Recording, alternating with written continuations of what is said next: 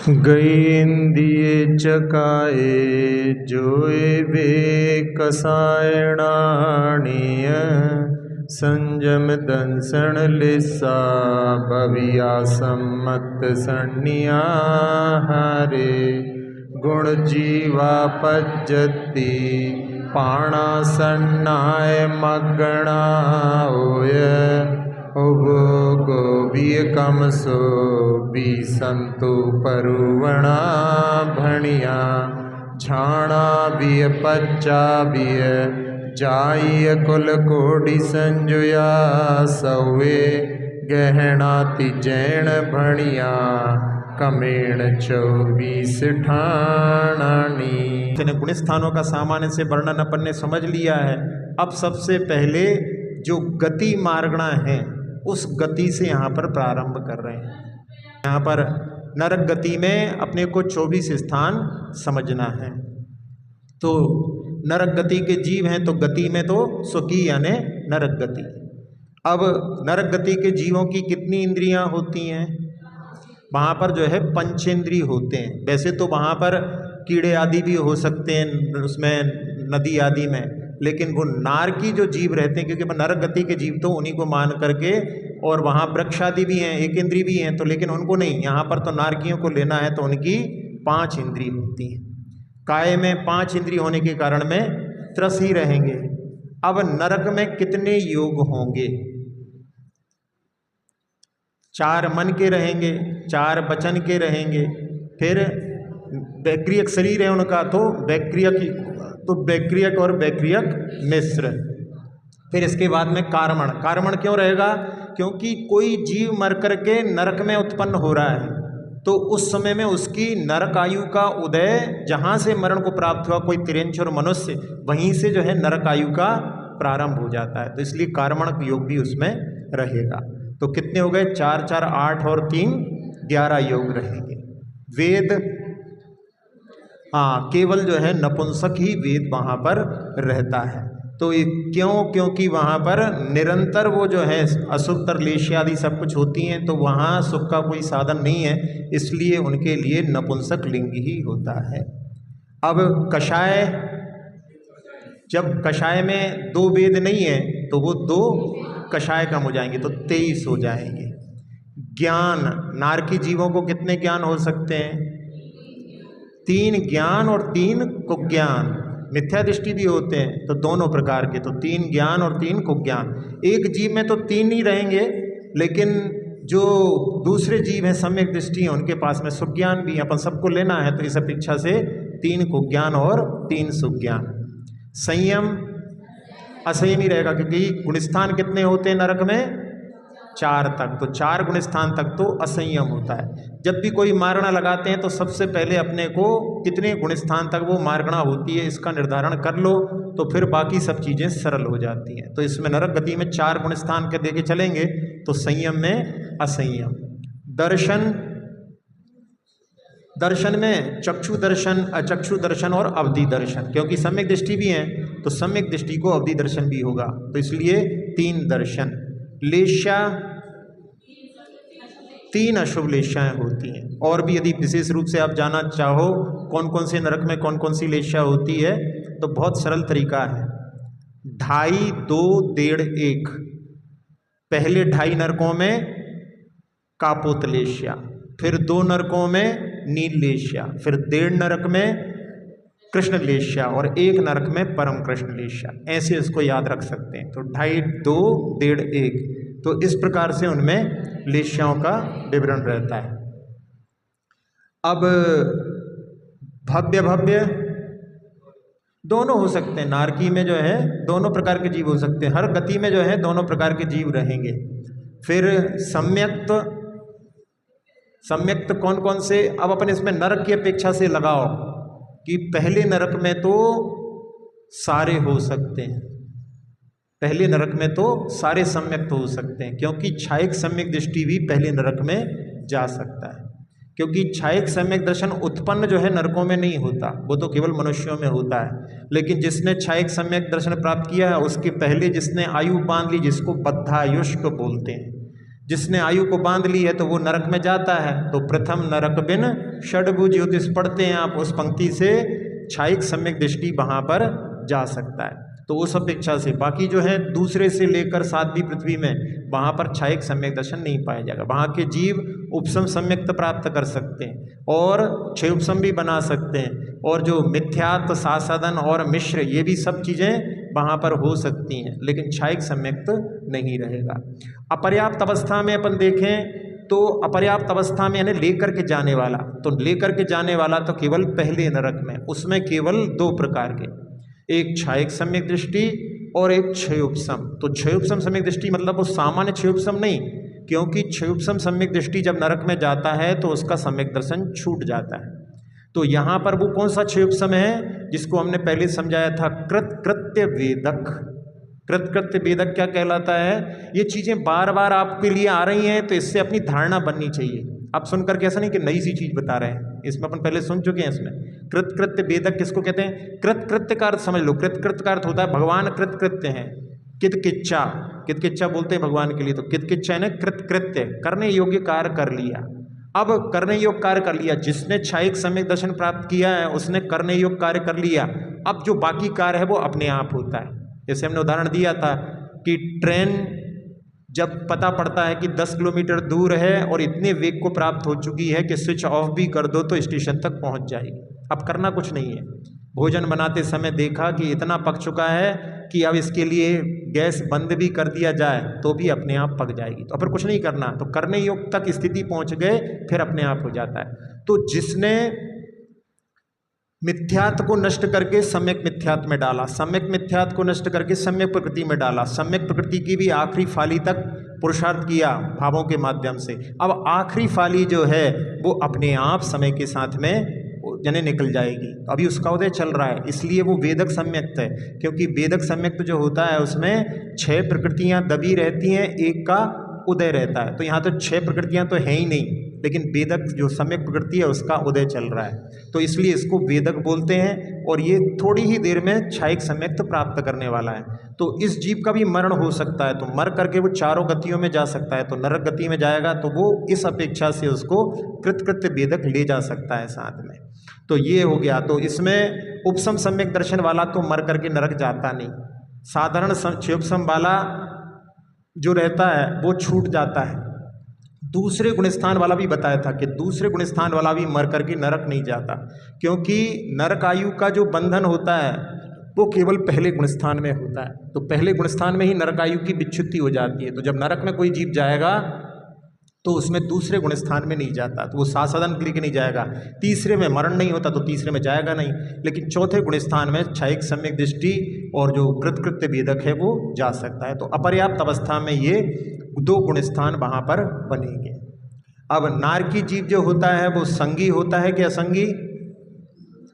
संगी ही होते हैं, असंगी नहीं होते। नारकी जो होते हैं वो असंगी नहीं होते, संगी होते हैं। केवल असंगी किस में पाए जाते हैं?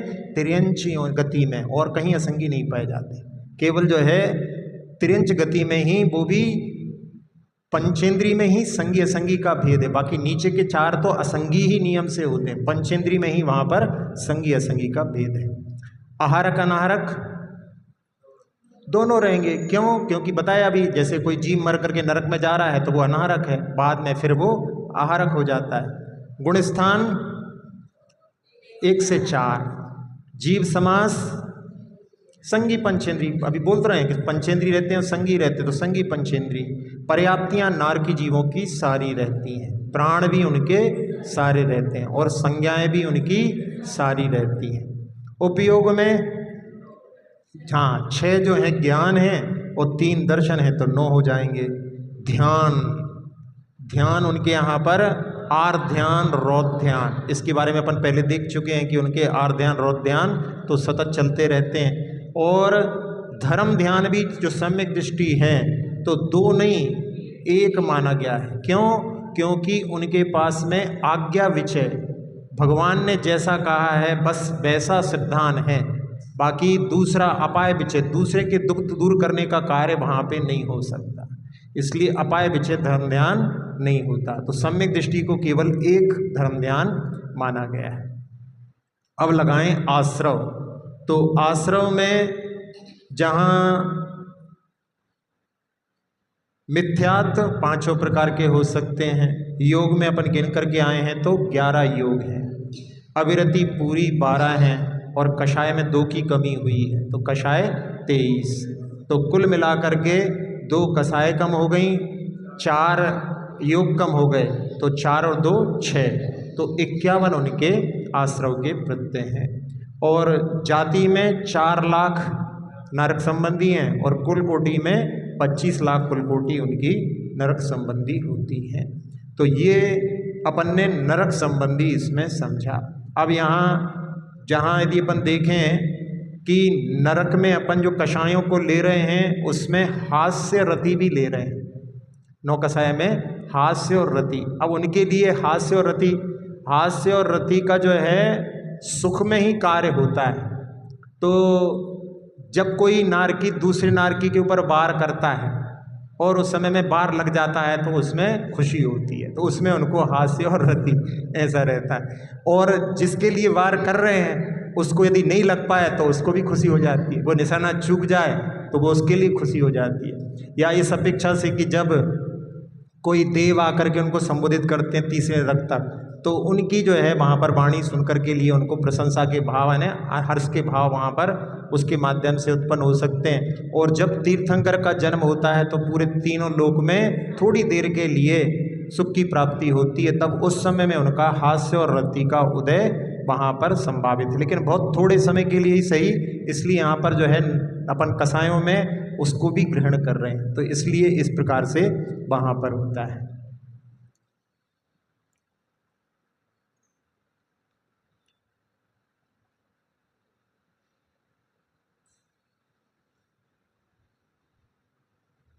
अब इसके बाद में है अगली गति त्रियंच गति।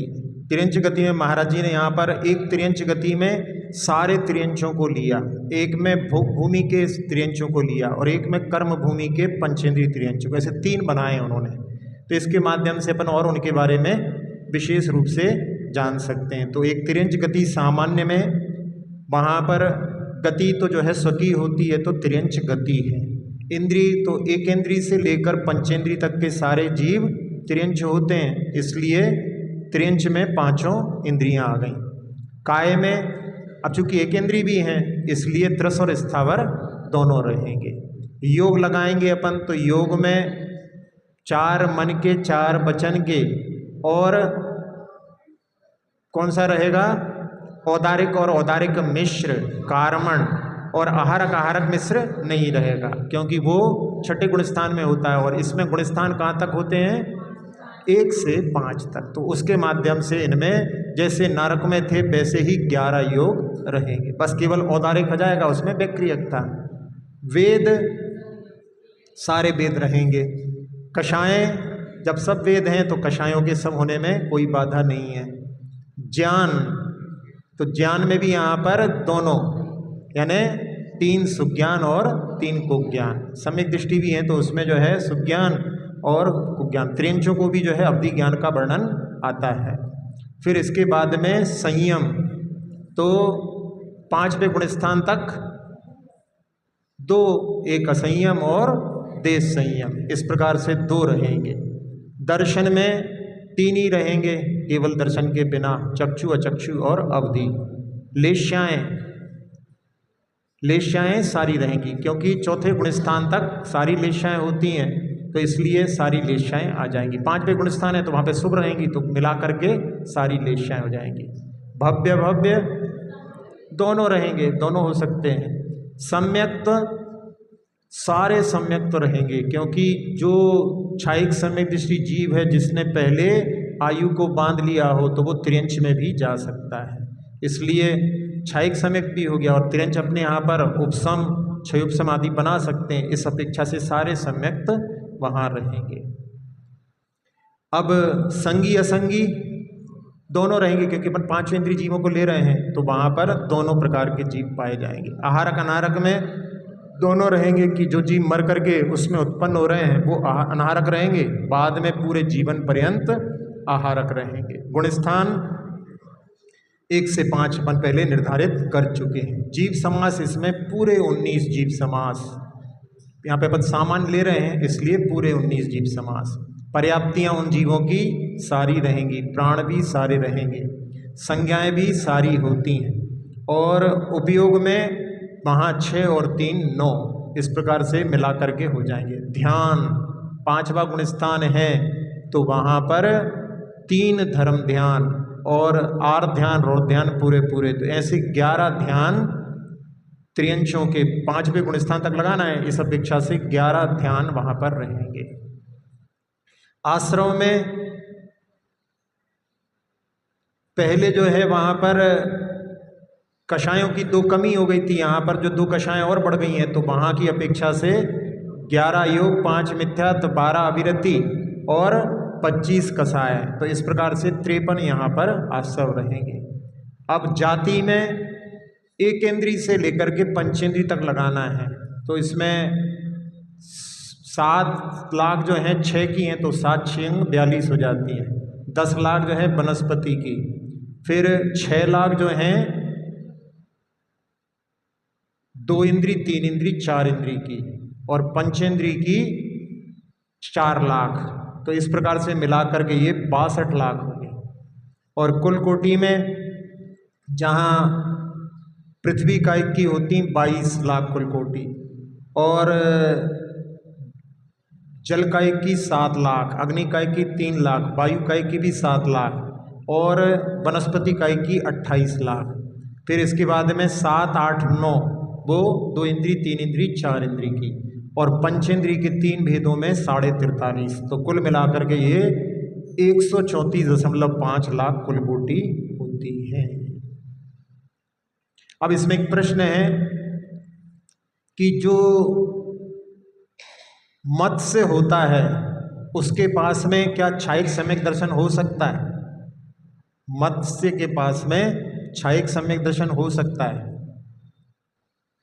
त्रियंचों में जो क्षयिक सम्यक दर्शन रहेगा वो केवल भोग भूमि में होगा, और भोग भूमि के जो जीव रहते हैं वो जलचर नहीं होते, नवचर और थलचर होते हैं, तो इसलिए जलचर में वो मत्स्य में जो है क्षयिक सम्यक दर्शन नहीं पाया जा सकता। अब इसके बाद में अपन अगली जो यहाँ पर लगा रहे हैं उसमें त्रियंच गति में भोग भूमि में लगा रहे हैं। तो भोग भूमि में जो जीव रहते हैं उनका क्या विशेषता रहती है कि उनका 1 से 4 गुणस्थान होता है, उसमें अणुव्रत नहीं होते, और साथ ही साथ में उसमें 2 ही वेद रहते हैं, नपुंसक वेद नहीं होता। ये विशेषता को याद में रख करके अपन लगाएंगे तो जल्दी हो जाएगा।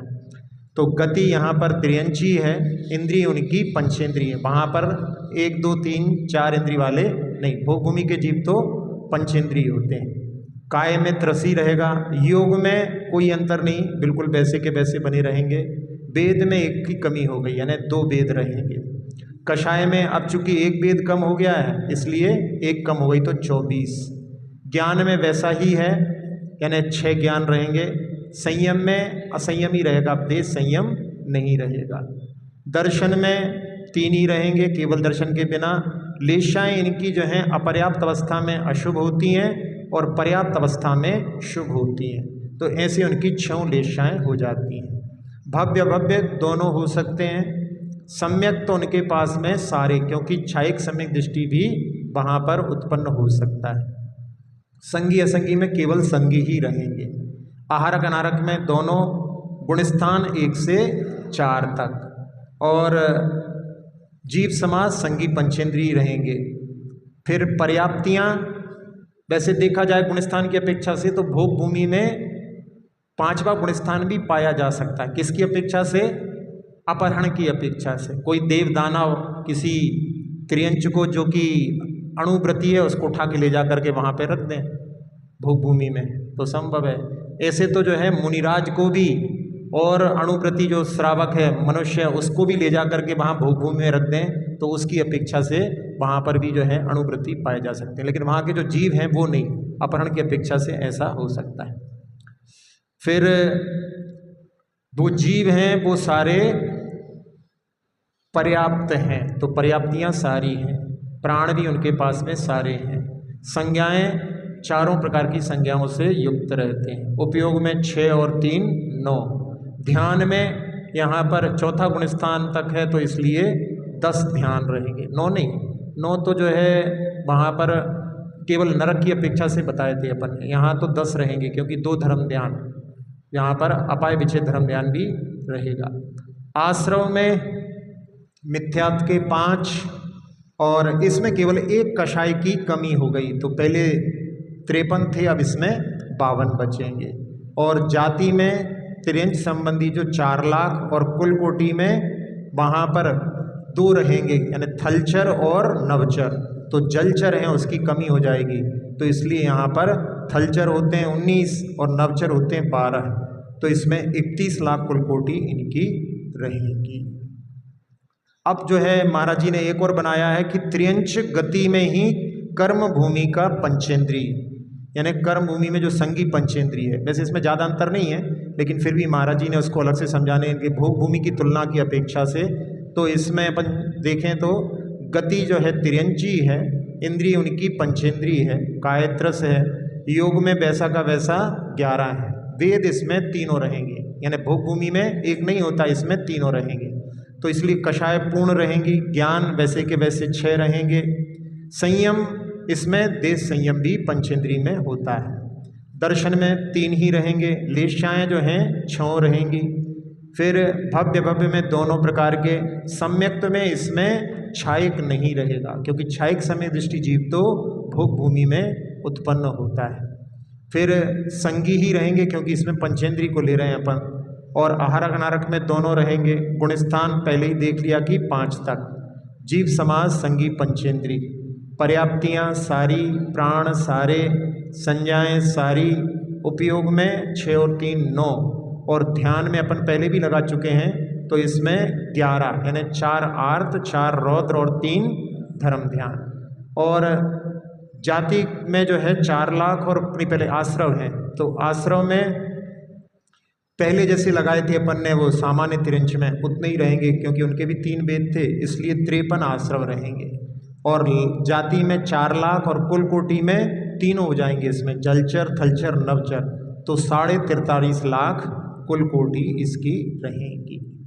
अब इसके बाद में मनुष्य गति, मनुष्य गति में बहुत सरल है इसका लगाना, तो गति में मनुष्य, इंद्रिय मनुष्यों में जो इंद्रिय पंचेंद्रिय होते हैं, और काय इनकी त्रस रहेगी, योग इनके, अब यहाँ गुणस्थान कहाँ से कहाँ तक हैं 1 से 14, तो इसलिए छठा गुणस्थान भी आ गया, तो इसमें आहारक और आहारक मिश्र भी आ गया, बस केवल बैक्रियक और बैक्रियक मिश्र नहीं रहेगा, तो 13 योग हो जाएंगे, वेद तीनों, कषाय सारी, ज्ञान 14 गुणस्थान है तो सारे ज्ञान आ जाएंगे, संयम भी सारे पूरे पूरे कवर हो जाएंगे, दर्शन भी केवल दर्शन भी आ जाएगा तो सारे, लेशाएँ सारी, भव्य भव्य दोनों, सम्यक्त भी सारे, संगी असंगी में संगी ही रहेंगे, चाहे भले ही वो लब्ध अपर्याप्त तक क्यों ना हो मनुष्य, वो भी संगी होता है, तो संगी यानी भले ही उसका मन का, क्योंकि इतनी जल्दी मर जाते हैं, लेकिन मनुष्य जो भी होंगे वो संगी होते हैं, इसलिए संगी ही रहेंगे। फिर आहारक अनाहारक दोनों रहेंगे, गुणस्थान पूरे 14, जीव समाज संगी पंचेंद्रीय, पर्याप्तियाँ पूर्ण, प्राण सारे, संज्ञाएँ सारी, उपयोग सारे, ध्यान भी सारे, क्योंकि शुक्ल ध्यान भी यहाँ पर पूरे अपन पढ़ के आए हैं वो सारे के सारे लगेंगे। आश्रव में केवल बैक्रियक और बैक्रियक मिश्र, बस 2 का जो है कमी होगी क्योंकि देवों में होता है वो, इसलिए 55 रहेंगे, और जाति और कुलकोटि दोनों 14 मनुष्य संबंधी रहेंगी। अब इसमें एक बनाया मनुष्य गति का भोग भूमि का, भोग भूमि में जो मनुष्य होते हैं, तो भोग भूमि के मनुष्य और त्रियंशों में ज़्यादा अंतर नहीं है, तो उसमें इनमें गुणस्थान कहाँ तक होगा 1 से 4, तो ये मनुष्यों में 1 से 4 लगाना है, तो गति उनकी मनुष्य ही है, इंद्रिय उनकी पंचेंद्रिय काय त्रस, योग में कमी आ जाएगी क्योंकि 4 गुणस्थान है, तो क्या रहेगा आहारक आहारक मिश्र नहीं होगा, तो 11 बन जाएंगे। फिर वेद वहाँ पर जैसे त्रियंश में भी 2 वेद थे तो मनुष्यों में भी 2 ही वेद रहेंगे, कषाय में 1 की कमी हो जाएगी, ज्ञान 3 और 3 6, संयम में असंयम ही रहेगा, दर्शन में 3 रहेंगे, केवल दर्शन के बिना। लेशा यहाँ पर भी जैसी त्रियंचों में थी, अशुभ जो रहेंगी वो अपर्याप्त अवस्था में और पर्याप्त में 3 शुभ लेशाएं। फिर भव्य भव्य दोनों हो सकते हैं। सम्यक्त, सम्यक्त में सारे सम्यक्त, क्योंकि जिसने मनुष्यायु को बांध लिया है और वो यदि क्षायिक सम्यक दर्शन प्राप्त करता है तो फिर वो भोग भूमि में उत्पन्न होता है, इसलिए इसमें सारे सम्यक्त पाए जाएंगे। फिर संगी असंगी में संगी ही रहते हैं मनुष्य, तो आहारक अनारक दोनों रहेंगे। गुण स्थान पहले ही देख चुके अपन 1 से 4। जीव समाज संगी पंचेंद्री, पर्याप्तियाँ सारी, प्राण भी सारे, संज्ञाएं सारी, उपयोग में 6 और 3 9, और ध्यान में चौथा गुण स्थान है तो 2 धर्म ध्यान, तो 4 4 8 2 10। आश्रव में 1 कसाई की कमी होने से, यानी नपुंसक वेद की कमी होने से 1 कम हो जाएगा, तो 53 की जगह 52, और लाख कुल कोटि दोनों जो है जाति और कुल संबंधी 14 14 रहेंगी। अब आखिरी गति देवगति। देवगति में गति सुखी यानी देव, इनमें जो जीव होते हैं वो पंचेंद्री ही होते हैं, तो पंचेंद्री, काय उनकी त्रसी रहेगी। योग, देवों में योग कितने रहेंगे? 4 मन के, 4 वचन के, और बैक्रियक में 100 और कार्मण, तो ऐसे जो है इनके 11 योग रहेंगे। नरक गति और देव गति में ज़्यादा अंतर नहीं है। वेद इसमें 2 ही रहेंगे, क्योंकि इसमें नपुंसक वेद नहीं होता। ना देवाह सूत्र आता है तत्वार्थ सूत्र का, तो उसको जो है यदि आगे पीछे के सूत्रों का ध्यान नहीं रखो तो कोई ऐसी भी व्याख्या कर सकते हैं कि देव नहीं होते, लेकिन वहाँ पर वेद का प्रकरण चल रहा है। कषाय 1 कम हो जाएगी। ज्ञान तो 3 सुज्ञान और 3 कुज्ञान। संयम में असंयम ही रहेगा। दर्शन में केवल दर्शन के बिना 3 दर्शन। लेशाएं तो उनकी अपर्याप्त अवस्था में अशुभ और पर्याप्त अवस्था में शुभ, इस प्रकार से पूरी लेशाएं रहेंगी। भव्य भव्य दोनों हो सकते हैं। सम्यक्त में सारे, क्योंकि क्षायिक समय दृष्टि जीव, देव भी वहाँ पर जो यहाँ से जाकर मर करके जाते हैं, क्षायिक समय दृष्टि जीव वो स्वर्ग ही जाते हैं जिन्होंने आयु नहीं बांधी है। संगी असंगी में संगी ही रहते हैं। आहारक अनारक में दोनों रहेंगे। गुण स्थान 1 से 4 तक, और जीव समाज संगी पंचेंद्री, पर्याप्तियाँ सारी, फिर प्राण भी सारे, संज्ञाएं सारी, उपयोग में 6 और 3 मिला दो तो 9। ध्यान में 4 आर ध्यान, 4 रौद्र ध्यान और 2 धर्म ध्यान। फिर इसके बाद में 52 जो है आश्रव, जैसे अपन ने इसमें लगाए थे भूमि में, क्योंकि इसमें 1 कषाय की कमी हो गई है, तो ऐसे ही इसमें 52 रहेंगे।